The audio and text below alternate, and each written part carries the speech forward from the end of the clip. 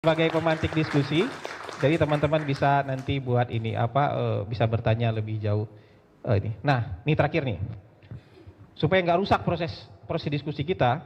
Saya takut dikejar doorstop kalau saya kabur nanti ke bandara ini. Ini ada 3 pertanyaan doorstop teman-teman wartawan nih. Mungkin nggak terkait dengan kesehatan, tapi saya jawab sekarang, izin Pak Menteri, supaya nanti nggak bubar acara ketika saya berangkat. Pertama ada pertanyaan dari teman wartawan, apa komentarnya terkait TNI jaga kejaksaan gitu. Ini kan bukan komentar, tapi teman-teman, lembaga-lembaga negara itu bisa saling bekerja sama, bisa saling MOU. BGN aja itu penyediaan lahannya awal-awal itu banyak disupport oleh TNI. Badan Gizi Nasional juga bisa kerjasama dengan BUMN. Jadi kejaksaan dalam aspek tertentu, apalagi di kejaksaan itu ada Jaksa Agung Muda Pidana Militer, juga bisa melakukan kerjasama dengan TNI. Ini kan bukan seperti kondisi darurat kemudian TNI bersenjata lengkap kemudian menjaga demo di kejaksaan. Ini MOU untuk pengamanan di dalam kejaksaan, dan ini biasa saja. Dan kejaksaan kan juga punya MOU dengan Polri juga, misalnya untuk pengamanan misal di peradilan dan segala macam. Pertanyaan kedua, upaya memberantas premanisme kenapa belum menyentuh ormas?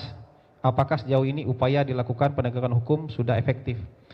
Teman-teman, yang dikejar oleh pemerintah itu adalah aksi premanisme, terutama yang mengganggu, awalnya ini ya, yang mengganggu proses bisnis.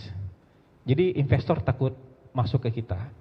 Ya, orang-orang yang ingin berusaha itu takut untuk berusaha di kita karena ada biaya-biaya tambahan dan beban-beban tambahan akibat aksi dan ulah premanisme. Jadi yang mengganggu itu adalah premanismenya. Kalau bicara ormas, ormas itu banyak. Ya, NU ormas, Muhammadiyah ormas, ID ormas. Yang ya, kita nggak akan melihat ini pukul rata, ya. Kalau ormas adalah ormas, Gempita ormas.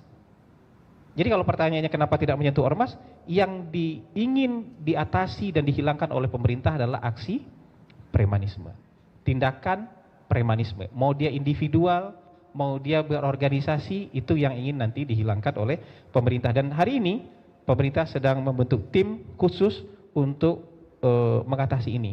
Dan ini tentu nggak hari ini direncanakan besok kejadian, nggak. Tentu perlu proses, dan bagaimanapun mereka kan juga anak-anak bangsa Indonesia yang perlu dicarikan jalan keluar. Ya kan, dibina, diarahkan untuk kerja-kerja yang lebih produktif. Kan dia sumber daya manusia kita juga bisa dibina dan dilatih. Kang Deddy Mulyadi kan juga yang nakal, ayo dibawa ke barak gitu. Kalau sekarang nggak mau sekolah aja di videoin, dilaporin ke Kang Deddy gitu. Ini bagian dari upaya kita bersama sebagai sebuah bangsa untuk menghilangkan hambatan-hambatan dalam berusaha, supaya investasi masuk di sini, ya. Orang-orang senang berusaha di sini, sehingga kalau orang senang berusaha, lapangan kerja bisa terbuka.